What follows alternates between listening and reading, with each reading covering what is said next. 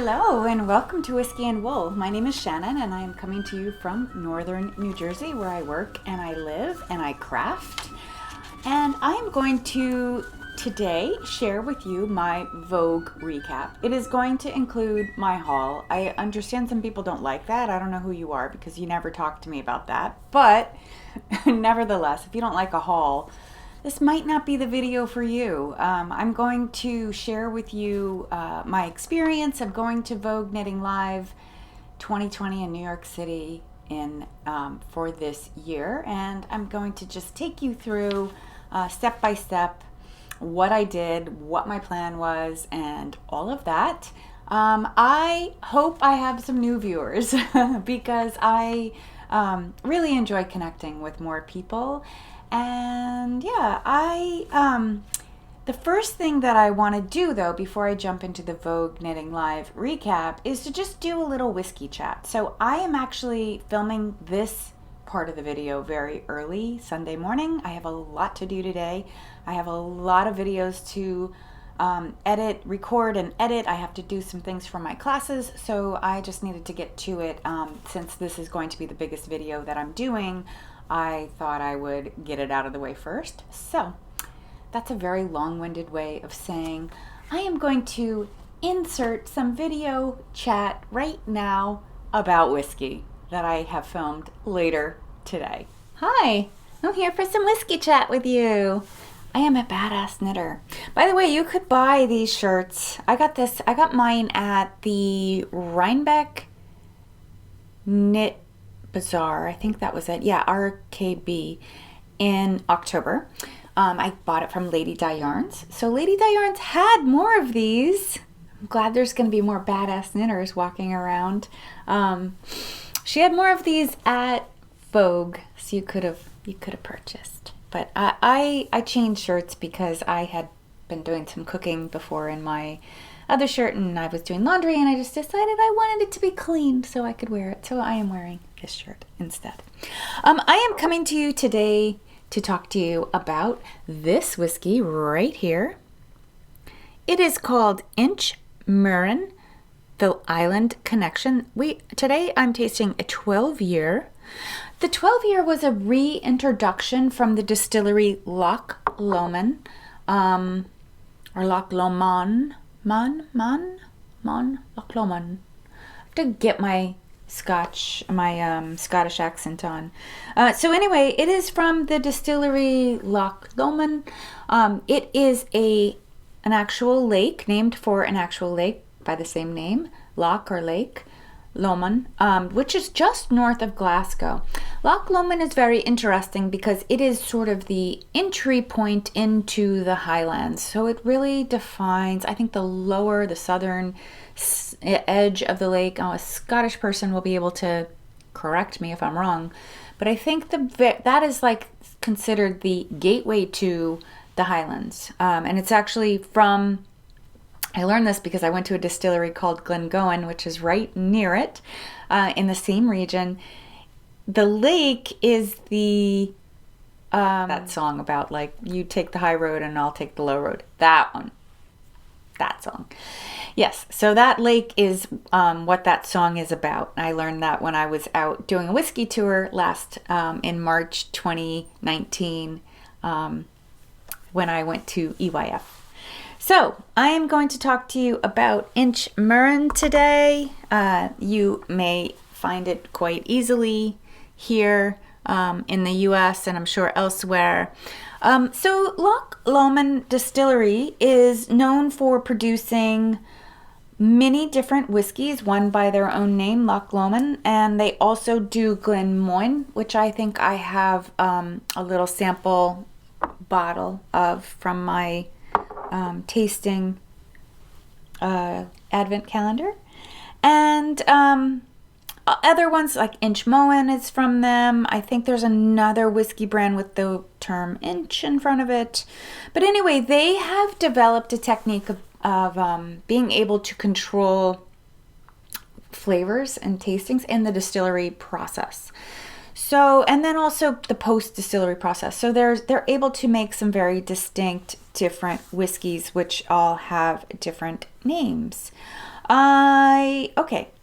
So, what else can I tell you? I had some other cool, this particular 12-year and the barrel's aging process, it goes through a different series of barrels, but one of those barrels is a recharred oak barrel. So oak barrels, if you don't know, in the United States are charred for bourbon production.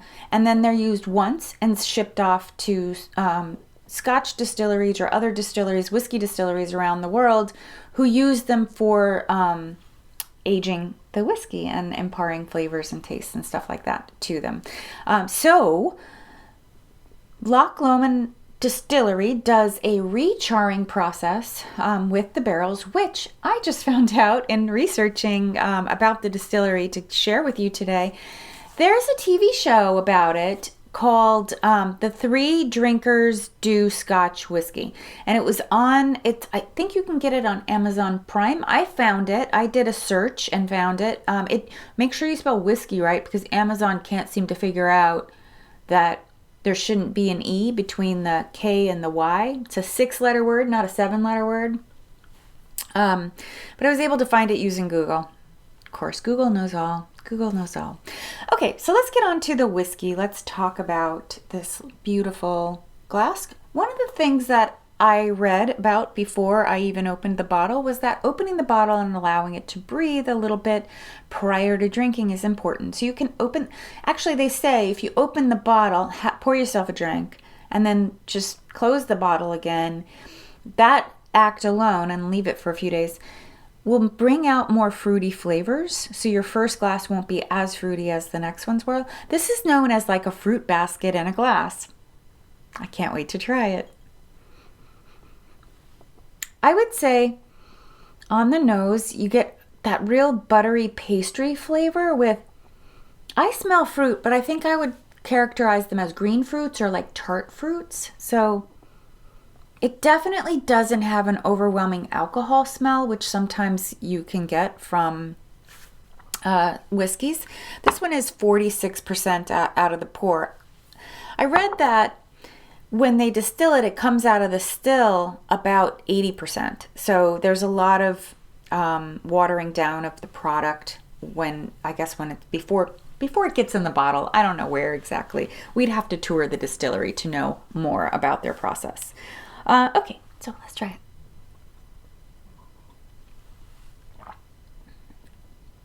Wow, there's a lot. Yeah, I understand the fruit bowl.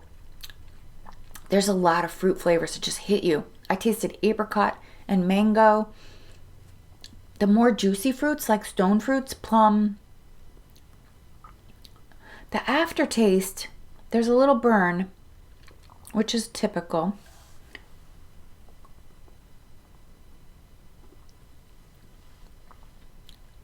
But there's like a buttery taste at the end as well. Okay. Yeah, I really like it. It's good. It's more complex than some of the other 12 years that I've tasted, or 10 years even. It has a lot more going on. It has a lot going on in it. I get the fruit bowl scenario. Let me see what the experts say. Let me share with you what the experts say. Oh, cinnamon. Yes, I could taste that. And oak, of course. You get that oaky taste. Interestingly, for that recharred process that they do with the barrel, you don't get a strong smoke taste. There is not a strong smoky taste with this. There's a region of Scotland that's known for more smoky tastes, which I'll get to them at some point in one of these whiskey chats. Okay, so tasting notes from the experts. At the end, what I should have been tasting is, chocolate and cream. Okay.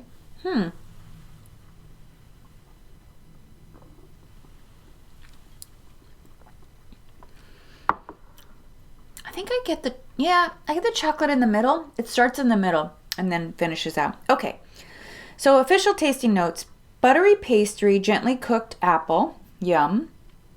Fruity note with a little bit of mango and pineapple, as well as hazelnuts and white chocolate. I don't know if I tasted all of that in the beginning. Loads of sweetness with milk and white chocolate poured over dried fruit. It's very fruity.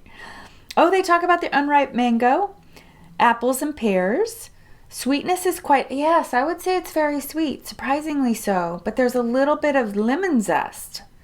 Of course, the peppery, spicy taste that you get. I don't know that I taste the cinnamon.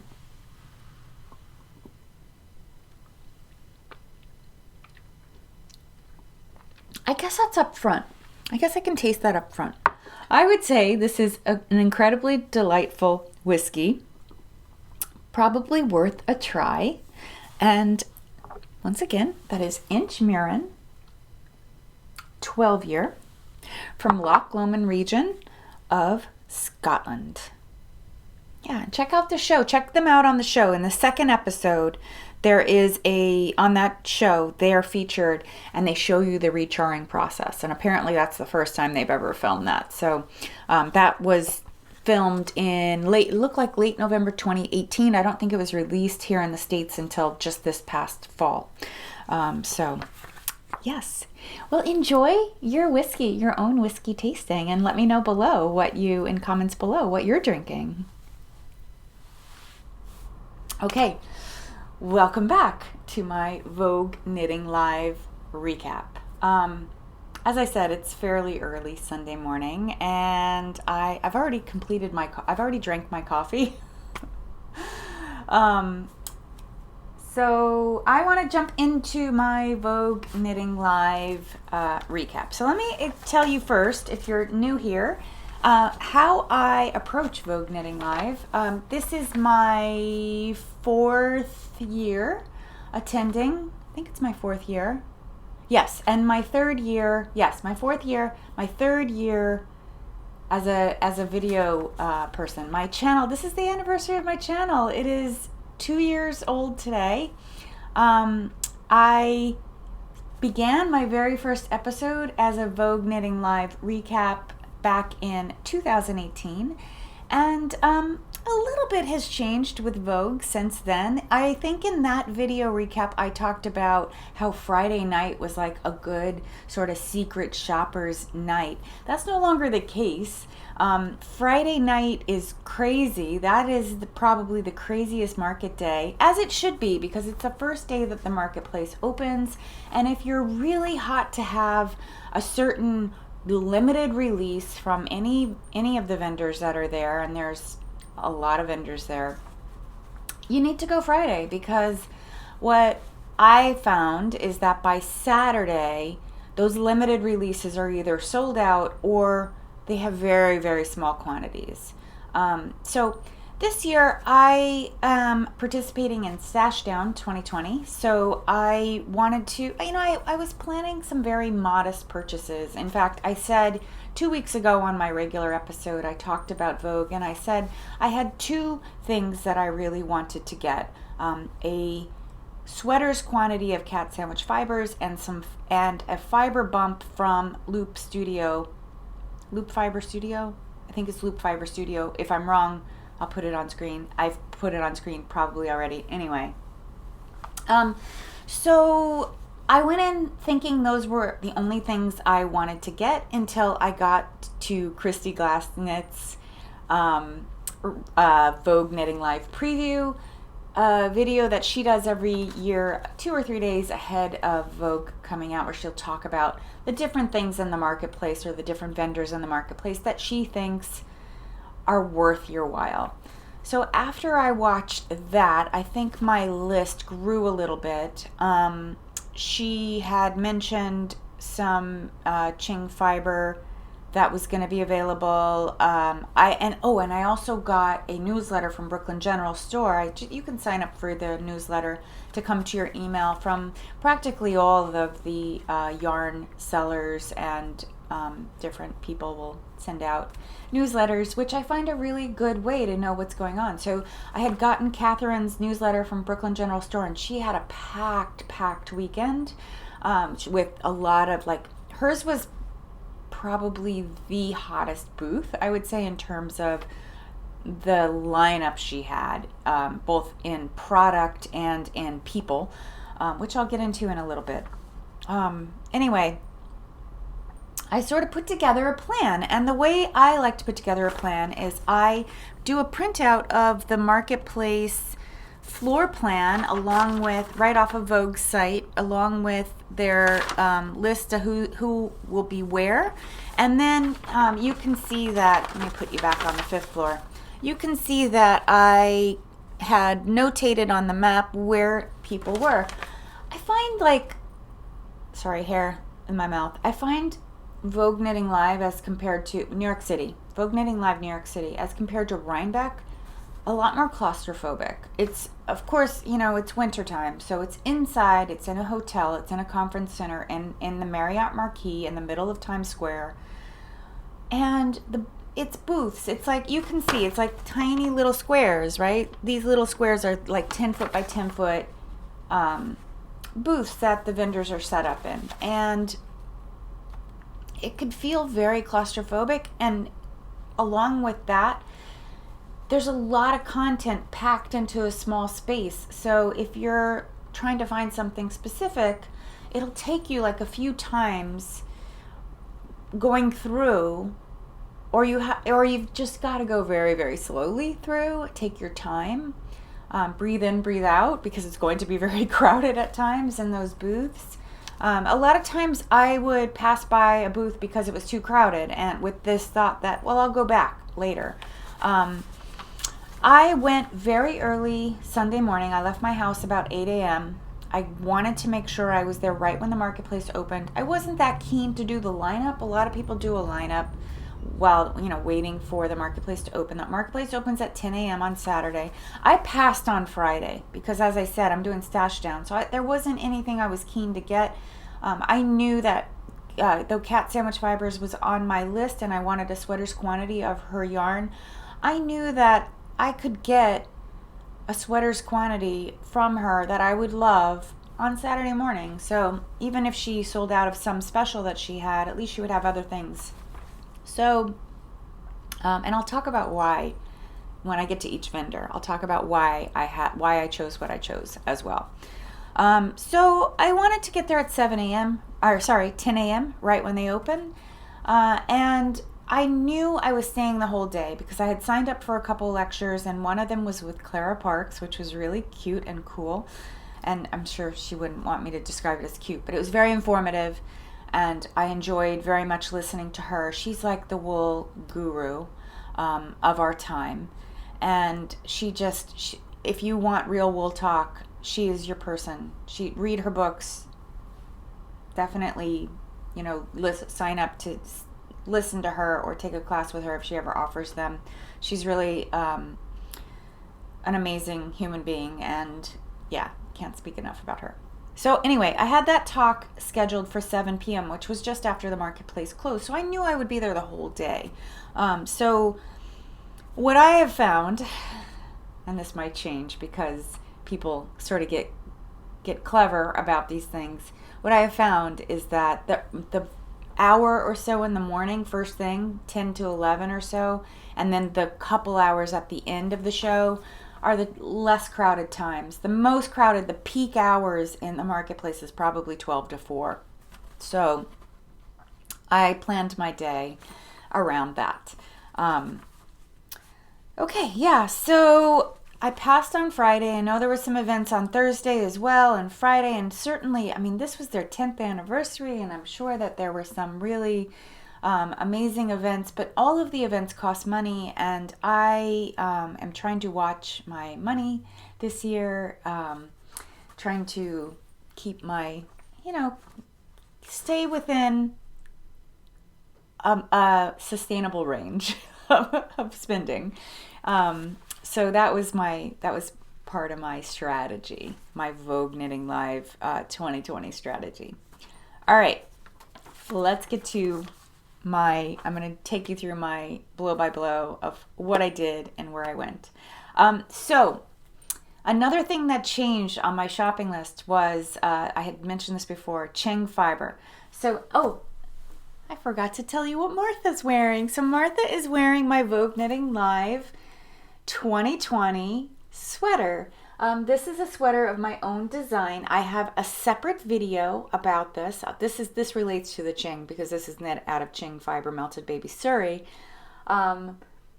I have an entire video just about this sweater, so I don't have to spend time getting into this. And if I could figure out how to do an in video click for you to click on and go to that video, if you must know about this sweater right now, I will do that. If not, and probably in addition to, I will have an end video click through that you can click on and learn all about this sweater. It is my own design. I am searching for testers as I am filming this. I am still not, my testers are not full. I haven't quite sorted out who's doing what size, but my plan is to not say no to anyone unless I get more than I can manage, which more than I can manage would probably be like more than 10. I don't have 10 yet. So if you're interested in testing this, there's a broad size range.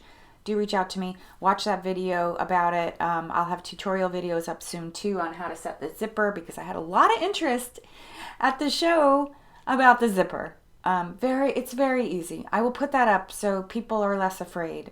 So that'll go up soon in the next couple days. And yeah, Martha wearing new design. It's just called Saucy Suri Bomber Jacket. So my first stop, I went to the Argyle booth. I'm going to show you from Vogue's more colorful map that they give you when you sign in. Oh, also, I want to just talk about ticketing and sign-in so you can remember this for next year. Do buy your tickets in advance. So even if you're not planning to do classes, like if you're going to do classes, you absolutely have to buy in advance. And generally, if you buy a class, you get a marketplace ticket as well for all 3 days, for Friday, Saturday, and Sunday. Sunday is actually the secret shopper's day now. If you don't have to have the limited quantity things, go Sunday, because it's very quiet at the marketplace on Sunday, comparatively. Okay, 5th floor. All right, 5th floor. So Argyle was right back here in this back corner, and Cat Sandwich was over here. So I strategically went in this door over here and went straight down to Argyle. I looked a little bit on my way. I browsed. I passed by Lady Di and Woolen, which is, so the 5th floor seemed to be the place where Vogue put stores. So Argyle is a store, a knitting shop, a yarn shop in Brooklyn, New York. And I learned from Christy that they would have Qing Fibre, melted baby suri in particular. And the color I loved, the color I fell in love with and wanted to knit with, there were only 2 skeins and I need 4 for this sweater. So my objective of getting more melted baby suri was so that I could knit another sample along with my testers. Because I like to do that. I like to go along and knit a second sample just to, see what my testers are seeing. And yeah, so plus this is very bright and I really wanted a neutral. So without further pain and wait, this is the Qing melted baby suri that I bought from Argyle. My first choice was a colorway that she calls Smoke, and it's a very soft gray blue, similarly speckled to this, like it has the deep purple and some lime green speckles, but it's in the base color, instead of being a pale dusty pink, it's a blue. But this is fine. I'll be happy with this. I actually think what I'm going to do with this sample, even after I'm done with and the pattern is published, the sample I think I'm going to give to a friend of mine. Her birthday recently passed, and I think she would love this and love the colors. So that is my plan. I have not yet picked out the trim color that I'm going to use with this. I'm thinking I've got something over here in my stash that will work. I have a lot of single skeins of sock yarn, and that's what you only need, a single skein of sock yarn for the trim. So yeah, this was my very first purchase at Vogue Knitting Live. Colorway is Oyster, if you're wondering. And it's just beautiful. This beautiful speckles with lavender and deep plum and green. You can see the price there that I paid for it. these blue speckles. I'm interested to see how this comes out, because this one I was pretty sure I was going to get these pooling spots that were sort of like abstract flowers. I think this is going to be more of an all over speckle. So these are going to go over to my caking station and get caked pretty quickly. Okay. From there, I went over 2 aisles to Cat Sandwich. And the reason that I was very intent on doing the, hitting the booths instead of without browsing was because I knew they would get full. I knew they'd get slammed. So, and by the way, it was literally like 10:02, I think, in the morning by the time I got to Argyle. And right across the aisle from Argyle was Brooklyn General Store. Slammed. They were like 4 deep already. Like it was the hottest bar in New York City. It was crazy. And there was a lot of staff. I mean, I think Catherine does a great job of managing her booth, and it was beautifully laid out. You couldn't get in it though. I really wanted to see Wing and a Prayer yarn from Tammy.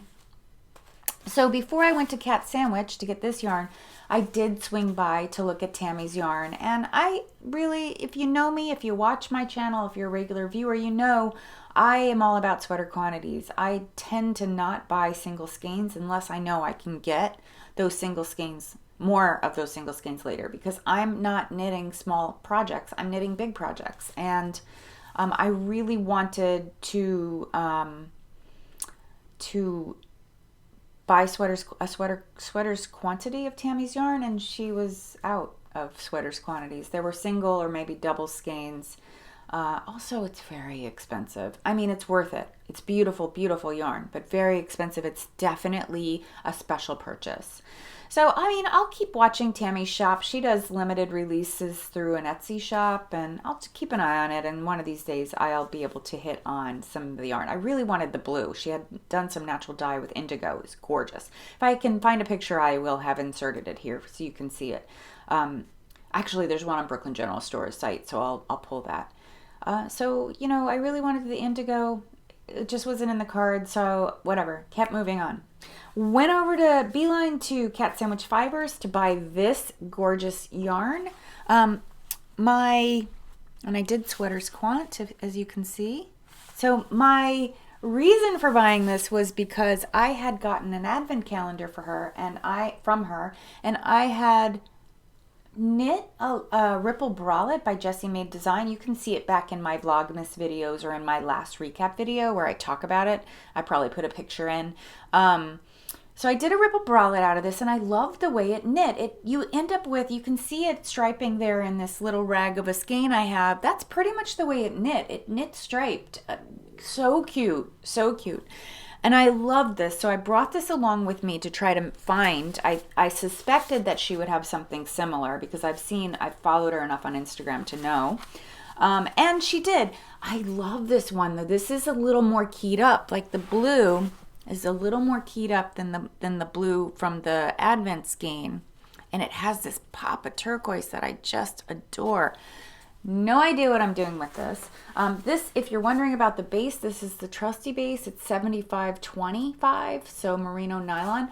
I was in and out of that booth. Like, I didn't spend a lot of time because I could see it was going to get crowded.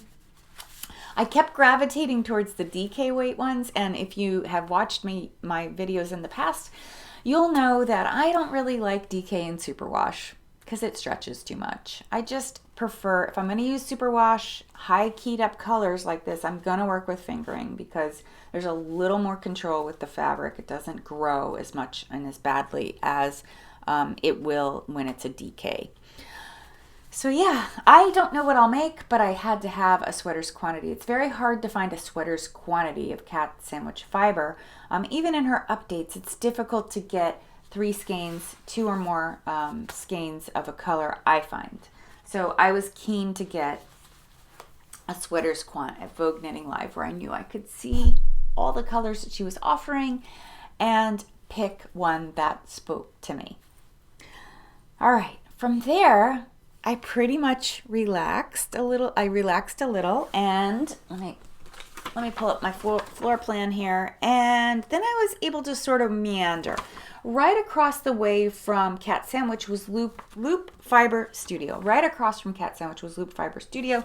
She is known for these beautiful yin yang colors that I bought. These I got at Rhinebeck. I didn't buy these this time around. So I had stocked up on that yarn at Rhinebeck. I had also bought some fiber bumps because I like to spin. And I really regretted not buying a rainbow fiber bump while I was at Rhinebeck. When I was at Rhinebeck and I saw the rainbow fiber bumps. So I'll post a picture in here. It's a fiber core that has, that makes a rainbow, like concentric circles that make rainbows. So starting with red, going all, like Roy G. Biv, right? Going all the way out in a color. I had seen the rainbows. I loved them. I thought they were beautiful, but I didn't know what to do with them. And I regretted not buying one. So I mean, because afterwards, sorry, I didn't complete that thought. I'd seen the rainbow, couldn't understand how I would spin it. But a few days or maybe a week or so after Rhinebeck, after I'd seen them, the coin dropped and I realized, like, I think I happened upon I stumbled upon or dreamt up, imagined a way to spin one of those rainbow bumps. So like a way that would be cool, maintaining the rainbow aspect without muddying the colors, and would translate into a nice knitted garment. So I wanted a rainbow bump, but she had very few fiber bumps. It seems that Vogue is more about yarn, less about fiber. So I didn't buy one. I'm gonna have to stalk her website to find the rainbow fiber bump of my dreams, which is fine. I have plenty of other stuff that I could work on in the meantime. So that'll just go in my wish list for fiber and yarn, along with Tammy's Wing and a Prayer sweaters quantity of her wonderful indigo dyed yarn. So wish list, yes. Okay, I knew I wanted to swing by and see Shelli Martinez of Shelli Can, to pick up a t-shirt, this one that I'm wearing here. Let me pop up so you can see get the full effect. This is her Zoltar, which is granted with the sheep, a play on the wishing or fortune tellers that used to be, or may still be, I'm not sure, in Coney Island, New York. She had a Coney Island, New York theme for this time around, for this Vogue Knitting Live. And I knew I wanted to swing by and pick up at least a t-shirt and say hello to her. I have never met her. We've talked on Instagram, but we've never met each other. Last year at Vogue, she had released special limited candles, and I think the scent was an old-fashioned, so it was like orange and whiskey, which is right up my alley. I mean, hello, I'm whiskey and wool. This year she teased about candles, and I knew I wanted a candle. So last year I had seen the candles, and I was like, I'm going to circle back to her booth and get a candle, and when I did, they were sold out. So this year I was like, first thing, I'm going to get a candle. So I got this delicious breakfast whiskey, of course, had to. Limited edition candle. She had small and large. This is the large. So I picked up one of these along with the t-shirt. I found out brown is her favorite color. I didn't know that. I like brown as much as the next person, but I had to buy brown because I knew it was her favorite color. And she gifted me this adorable sticker. It's the Shelli Can Flare Freak sticker, which will go on my water bottle where I put most of my stickers. I have several Shelli can stickers from past years, past Vogues and Rhinebacks and stuff like that. So yeah, it was wonderful. I got to hug her and we took a selfie. It was really cool. I loved it. I love it's that those connections with other people are priceless. Like that's the reason to go to these festivals as much as to buy and purchase fiber. So I think Shelli was on the 6th floor, if I remember right. Yeah, her booth was on the 6th floor. So that took me off of the 5th floor. I meandered around the 5th floor a little bit and I saw, oh, before I went to see Shelli, I did swing by on the 5th floor. KimDyesYarn was over there. I have her beautiful turquoise yarn right here that I bought at last Vogue. I had plans to make a sweater this past year that didn't work out, and I have a new plan. I've now made up a new plan for this yarn, which I talked about in my last video, my What's Up For Me 2020 video. So if you're dying to know, you can go back and take a look at that. I probably, in my notes, if you don't have time to watch the whole video, in my notes, I think I probably connected my plan with my yarn. Oh my gosh, I'm sorry, my nose is itchy. And it's going to itch even more because I'm about to show you some beautiful fiber. So I swung by Kim's booth and I was secretly hoping that she had fiber. She brought fiber with her. She brought a tiny amount, and of course that had to come home with me. So I bought, I mean, these are a little worse for wear because they were just rattling around in my tote bag, in my Shelli can, of course, tote bag. But I bought this beautiful braid of KimDyesYarn. This is a merino cashmere stellina blend, a 4-ounce bump called Sunset Clouds. Isn't that gorgeous? So I had bought a mostly natural, some pencil roving from Kim over this past year. And it was, oh my goodness, I don't even remember. I'm going to put it all on screen. I'll even put a picture. I'll put a picture of it, of the finger roving. And I'll put a picture of the sweater I made. I ended up using it to make, oh, do I have it over here? Yes. Even better than a picture. I have the real thing. I used, here, I still have a skein left. Same color, Sunday brunch. This was merino silk blend 80/20. So this is some beautiful yarn that I spun this past year, and I used this to make, wow, brain, the sweater whose name I will and picture I will pop in here. And I love that sweater. Love this yarn. I think this is maybe 70 grams or so. It's not a full skein of leftover hand spun from that project. But that was a fun spin, and I'm so excited to spin more of this. Maybe a little bit heavier weight. I bought a second braid in the same, Sunset Clouds, different. Sunday brunch, Sunset Clouds. This is a little brighter, I'd say, than that one. I bought a second braid of the same color in 85/15 Polworth silk blend. So I don't know what is going to happen with these. I will figure it out. I love the little glitz in here, the subtle little glitz. And I don't know, I may blend them. I might do a combination draw on them to blend the fibers and get enough to make a sweater. So we'll see. We will see what happens with that. But I love these colors. Beautiful. And it was such a pleasure to see Kim. She gave me her pin. She gifted me her panda pin from Nerdbird Makery. So that is going to go over in my pin collection.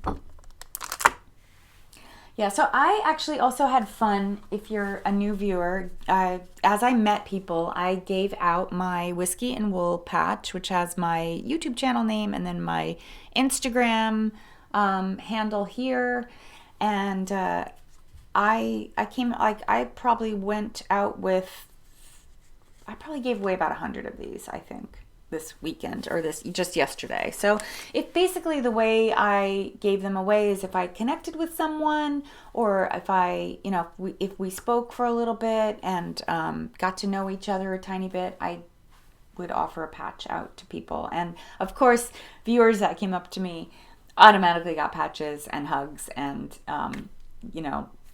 my appreciation and thank you for watching me. Okay.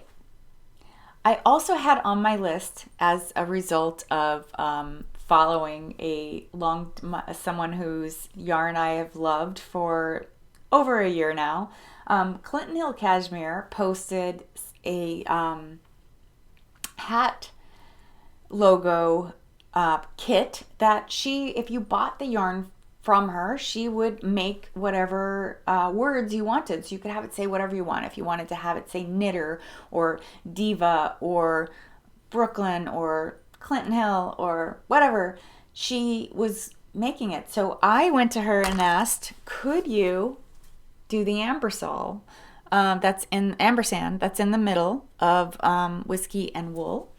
And she said, but I already did it for someone. So I gave her my patch and purchased enough to do a hat. So its hat kit was 2 skeins, 100% cashmere, worsted weight. In these, this is a new color for her, the white.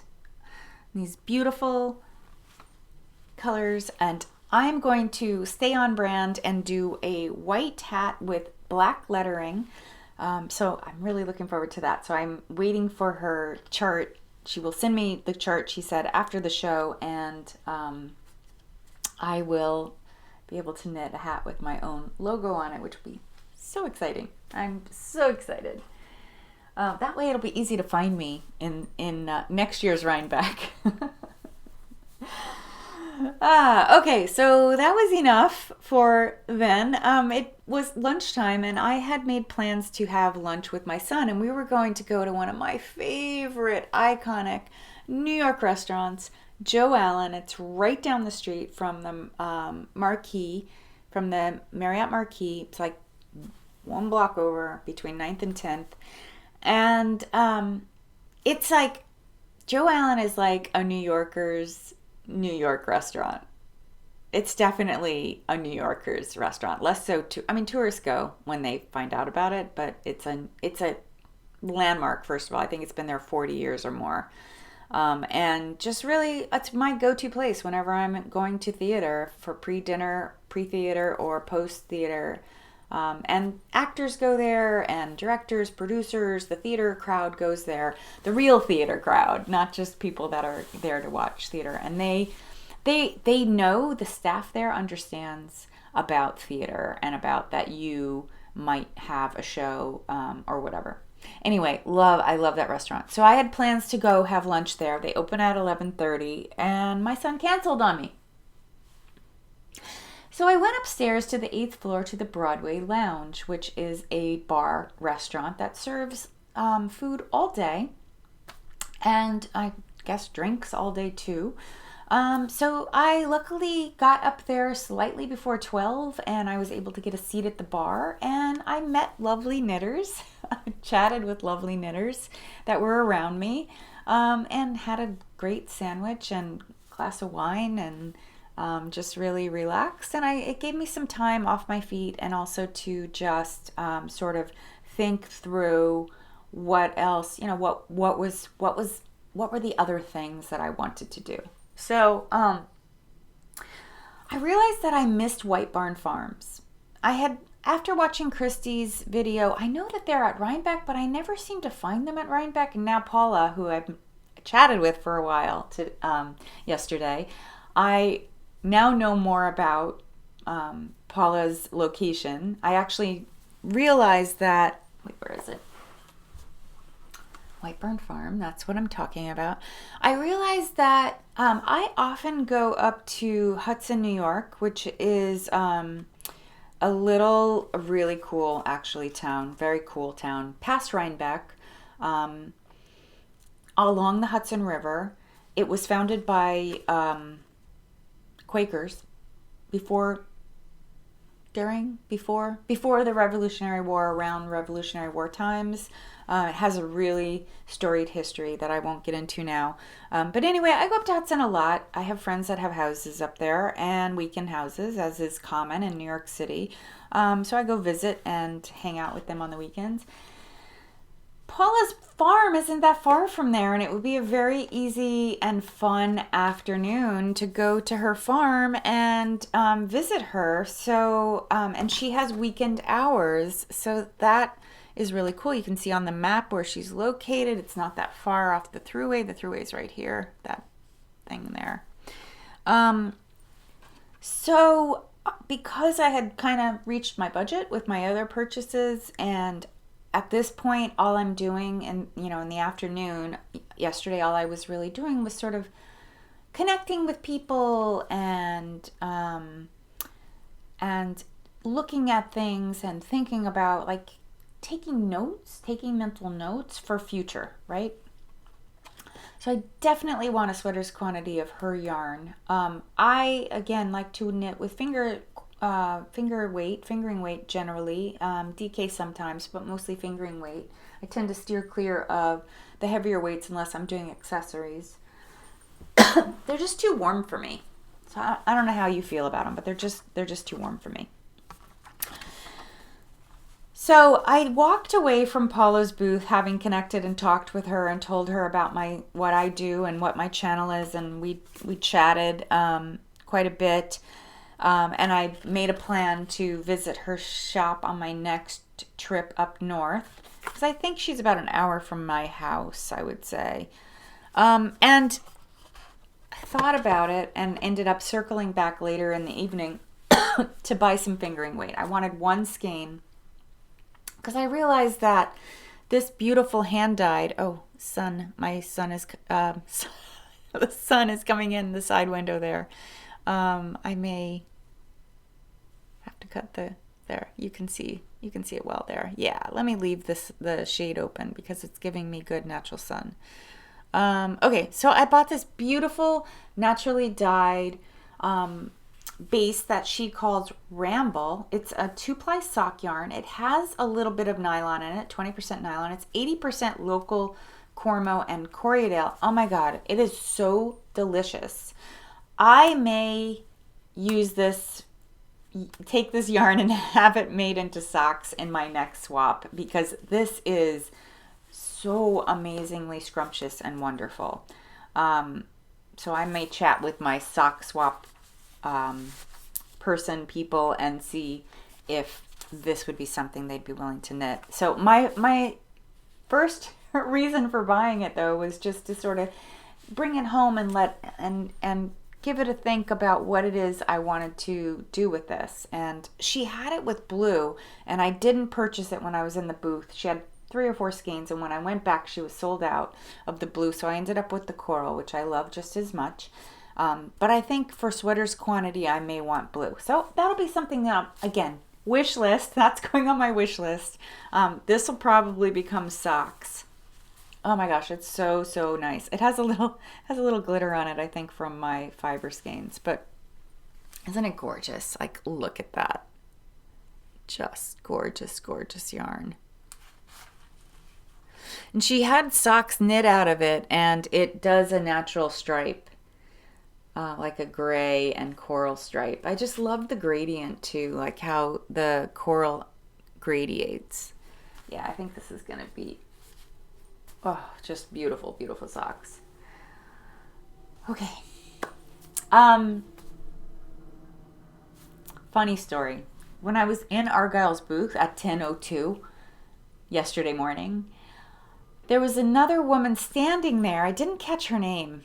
Actually, now that I realize it, I didn't catch her name. She was standing there in front of the baby Suri, looking at it, and she started to ask the shopkeeper's advice on buying yarn. And I'm wearing this sweater, so she was like, "How much do I need for a sweater?" And I was listening, and I finally just said 3.5. You need 3.5, maybe 4 skeins.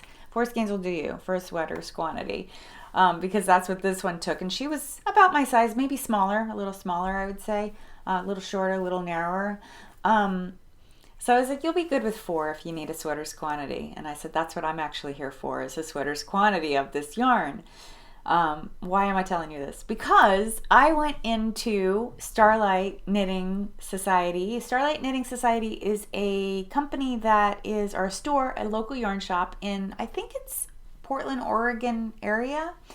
And they were here at Vogue Knitting Live last year. I had swung by their booth and picked up a couple things. I think I know I bought a t-shirt from them. I bought something else from them there too. But this time I just wanted to see what they had. I couldn't remember what Christy said they had on her chat. But I just wanted to swing in there, and who do I see working the booth but the woman that I had talked to about Melted Baby Suri in the Argyle booth at 10:02 a.m. yesterday morning. And we talked a little more. I gave her a patch. I gave her one of my patches. And as I was talking with her, turns out she's actually a rep for Manos of Uruguay, del Uruguay. Let me make sure I'm saying that correctly, because of course I bought some. Yeah, Manos del Uruguay. So she's a rep for this company. They're, I think, well known to most knitters. If I have the story right, they, of course, are based in Uruguay, and I think they run like a co-op where they gather that, but it's like more efficient than a co-op. I'm not sure exactly, but I think, anyway, I'll put something in the in my description, in my show notes about their company if you want to learn more about them. But they do a lot of beautiful yarns, hand dyed and stuff like that. But I fell in love with this amazing rainbow skein of mohair called Cabrito. It is 80% kid mohair, 20% nylon. It just had to come home with me. I really, really needed to have it, even though I have no plans for it, because, oh my gosh, it's rainbow. I really love using rainbow colors as bridge colors when I'm knitting. So rainbows can help connect disconnected colors. And this was just spectacular. And again, I know if I find something that I need more than one skein, I know I can easily buy more of it. So, oh, it actually has the name of the artist that made it. Oh, this tells about Manos del Uruguay. So it's the hands. Manos del Uruguay means the hands of Uruguay. It is a non-profit organization which assembles women in cooperatives. Yes, I was right. It is a co-op throughout the countryside of Uruguay. The aim of the organization is to bring economic and social opportunities to rural women. So that's what they're about. It's a really amazing social justice cause, which speaks to my heart. I love those things. It says to buy enough yarn to complete your project. Well, rainbow mohair. And it also has the location, the city. The tag has the city, and also the artist that worked on it, Fatima. So Fatima, thank you for your hard work on this skein. I love it, and I look forward to doing something special with it. So that is the color name and the rest of their tag. Yeah, so good thing about mohair is that you get a pretty significant yardage. So I think, like, off the top of my head, like, one special thing I could do with this rainbow would be to use it alongside a neutral, like a nice black or a ivory colored yarn in a yoke. So like hold two strands together in a yoke pattern, like a pattern that's meant to be one color where it wouldn't actually end up being rainbow. So I think that could be very pretty. Lots of thoughts and ideas with that. Okay, so I really just kind of meandered around. I ran into a lot of people that I know. I ran into the Knitted Owl, or the Knit Owl. I think it's Knit Owl, Vincent, the Knit Owl. We actually stopped and chatted for a while. We had a drink. We shared a drink and just shared notes and connected with, walked around together for a little while, connecting with other people. I saw the lovely ladies of Jack's Knits program. I love them. Caitlin and Jackie, they're just so sweet and nice, and I really enjoyed chatting with them and catching up with them and finding out what they were up to at Vogue. We talked about jokingly, me and Caitlin talked about, or sorry, me and Jackie talked about a book club to read Clara Parks books, because neither of us have read the upcoming book, or the latest book, Vanishing Fleece. Oh, I also sat down and saw a fashion show. I watched this yarn company's fashion show. It's a Norway-based yarn company, Sandnes Garn. I have video clips too. I'll insert here. I picked up the book just to remind myself that very interesting, cute patterns. I don't really know how they work with their designs. Like if you buy the yarn, you get the pattern. I assume that's it. That's usually what yarn companies do. I saw them. I also watched a little chat with Clara Parks on the main stage, and then I had the lecture with her later. And yeah, I did some browsing. Oh, I saw a lecture with La Bien-Aimée. And they did a little giveaway. It was really, really sweet. It's this beautiful mini in the colorway Ponyo and Sosuki, maybe? That might be the way to say it. I'm not really sure if I'm pronouncing that right, but this is her super sock base, the 75-25 blend, 75 superwash with 25. It's a beautiful color. Really, really gorgeous. Yeah, that'll go in my mini collection. Her yarn, if you wanted her yarn, this is the second year it was available at the Brooklyn General booth. It's actually probably the reason why that booth was so crowded. And in addition to that, Catherine had Andrea Mowry there for a while, Caitlin Hunter there for a while, Tammy was there for a lot of the day, Amy was there, Amy's staff was there, had a couple staff members there, I think 2 people who came over with her. Justin, JK is yellow on Instagram, Justin Kim was there. Amy's talk was wonderful.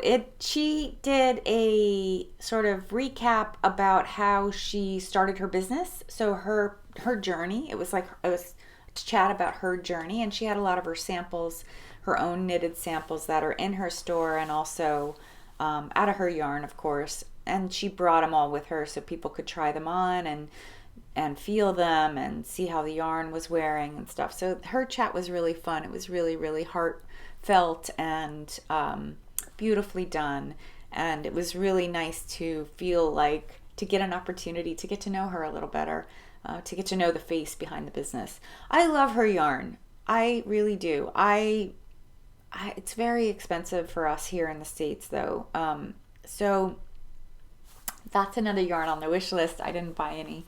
I need to knit through some of the beautiful indie dyed yarn I have and de-stash quite a lot before I make too many purchases of more indie dyed yarn. Okay, I went by the StevenBe booth too at some point in there, and his booth is really like a big party as well. It's very flashy, and the people helping all wear very, lots of glitter and sequin type outfits, so they're easy to find in the crowd. I knew that Nicole Frost of Frost Yarn had sent him some stuff, and I was curious to see. I love her bats for spinning. I didn't think there'd be any fiber, though I didn't see that she was sending any, but nevertheless, I just wanted to check out her yarn, and I got sucked in. There was this gorgeous picture, a gorgeous hat, which I'll put a picture in here, of her black reverse speckle. I couldn't resist. I bought a skein. And I know I had said I wasn't planning to buy single skeins, but I bought a skein. And this is the skein I bought in his booth of black reverse speckle. So as you see from the picture, what happens is that you get mostly black, and then these little yellow or pink or green or blue or purple sections become individual stitches. So super cool, super interesting reverse speckle thing. I can't even imagine what it takes for your brain to create such a thing, but I decided that I would bring home one skein, again with that idea just to sort of let me just think about it and figure out what might be fun to make out of it. Certainly I could use the single skein to make a hat or two, or some socks, because it is a superwash nylon blend and it is 463 yards, so it's a really healthy yardage. I'm suspecting it's the 75-25 blend, which is fine. I prefer the 80-20, but 75-25 is fine. So this might just end up being more socks. I'm not really sure. I don't really have a plan for it. I just had to have it because I wanted to think about it and see if it inspired me to make something special out of it. Almost done. Where are we at? Oh, good. I might be under an hour with my recap, which is pretty unusual for me to be under an hour. Okay, so I talked about the talks I went to, the fashion show, the other little chats. There was a lot of stuff going on. There's always something going on main stage. Like there might be 10 or 15 minute lags before there's something new, but there's a lot of activity happening on the stage. And there's classes going on all the time. So people are coming and going. The knit celebrities like Stephen West and Zandy Peters and Patty Lyons and Clara Parks and all of those famous people or people that are well known in the knitting world for teaching and all of that are, you know, they're coming and going because they're teaching, and then they're coming back, and then they're out and about. And I'm sure it must be just an exhausting day because I think the teachers have a pretty rigorous schedule for the day for the whole entire weekend, actually. So I never saw Steven. This is the first Vogue in years that I didn't see Steven. I don't know if he was busy teaching, or it was kind of weird too because Vogue had expanded, which they desperately needed to do. And I saw that they had a little, let's see if I can find it. No, it's not on here. Oh, yes, it is. So they moved their, over here, registration to the 4th floor. See, it says 4th floor. And then Steven was supposed to be right there. I never saw him on the couple times. So the 4th floor has nothing other than the registration. It's the spot where the hotel does its own check-in. It's not the floor. The 8th floor is where they do its own check-in. But there's like a lot of other like classrooms and stuff. There's not a lot there on that floor in general.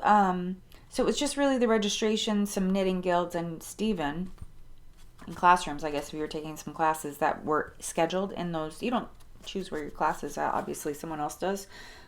So I never saw him. I was bummed because I wanted to show him my baby Suri sweater because I think he would have liked it because he loves that yarn. And actually I bought this yarn from Stephen and Penelope, so there's that. But yeah, didn't see him. That was one of my disappointments. I saw Hohi briefly. She was not there teaching, or she wasn't there officially. She was there just like us as shoppers.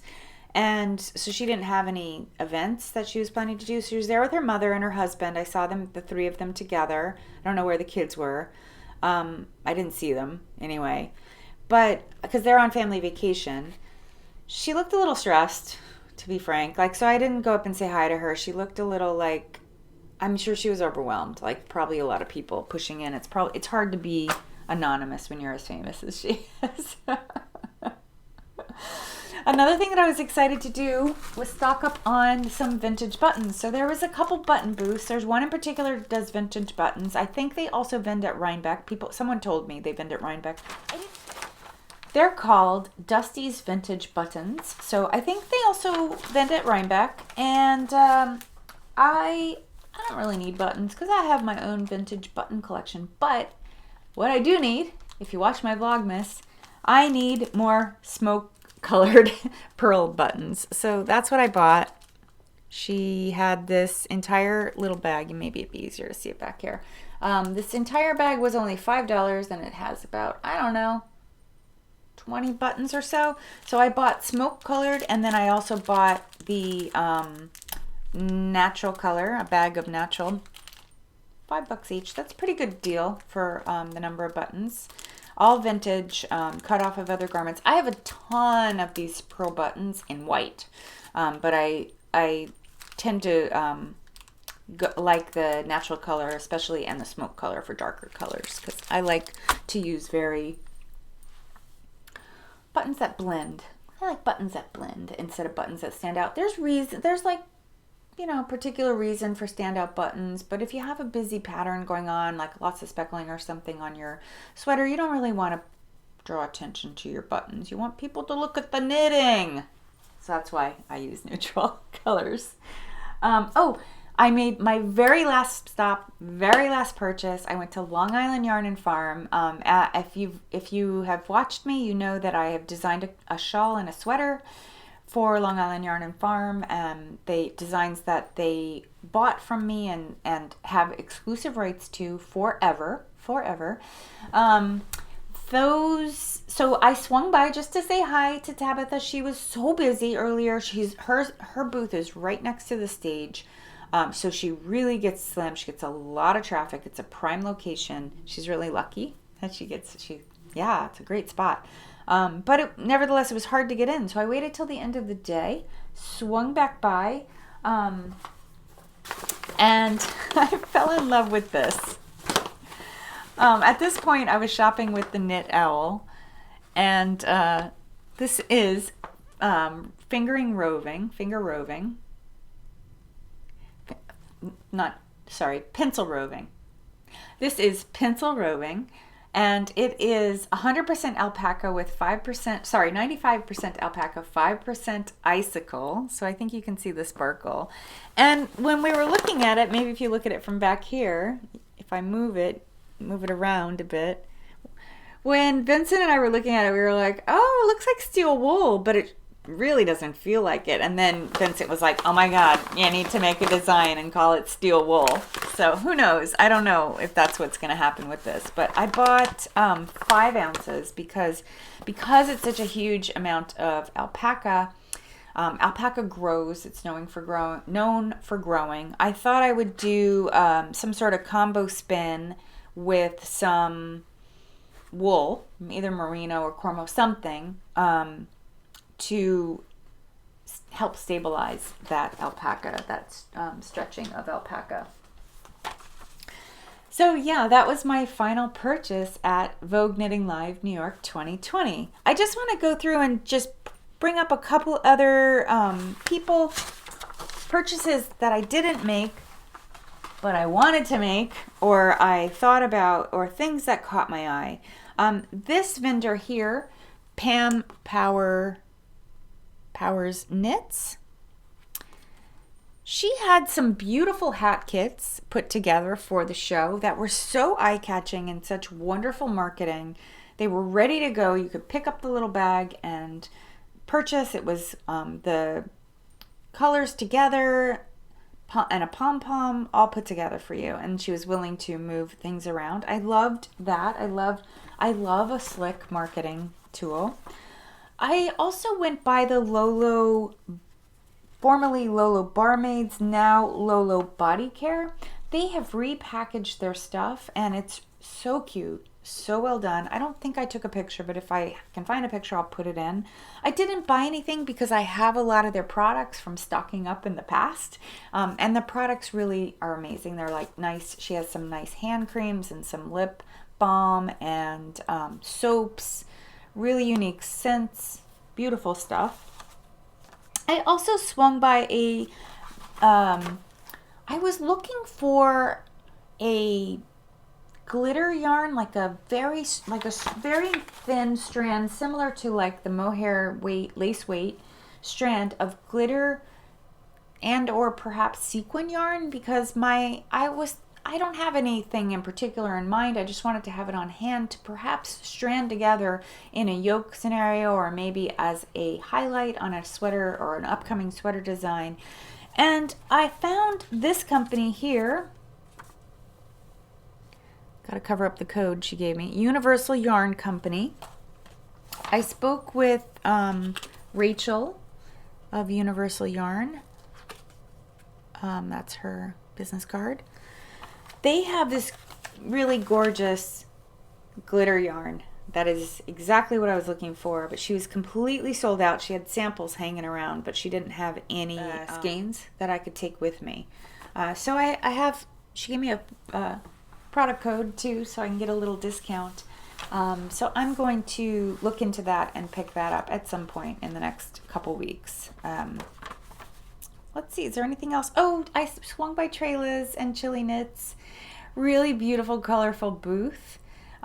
Gorgeous yarn, one from Greece, one from Chile with their yarns. And I didn't purchase anything because, again, I had already blown my budget. So I just kind of looked at it, hugged people, and continued on my way.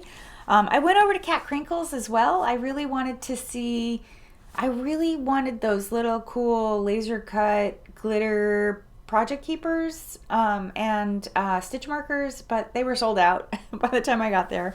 I went there pretty late on Saturday. So again, I can just stalk that shop and see if I can find them. Where else did I go? Some regrets. I did not see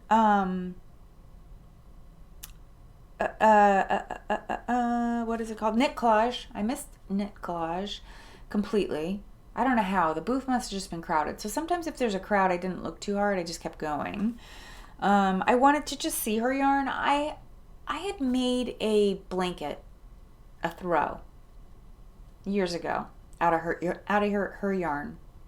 And I've wanted to make another one ever since. But again, very expensive. And if you need like 8 skeins of yarn, that's like $50.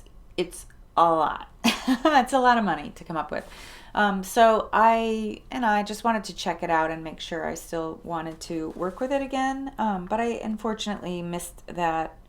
I went into the Fibrous booth to just say hi. They were so busy. I don't even know if they saw me.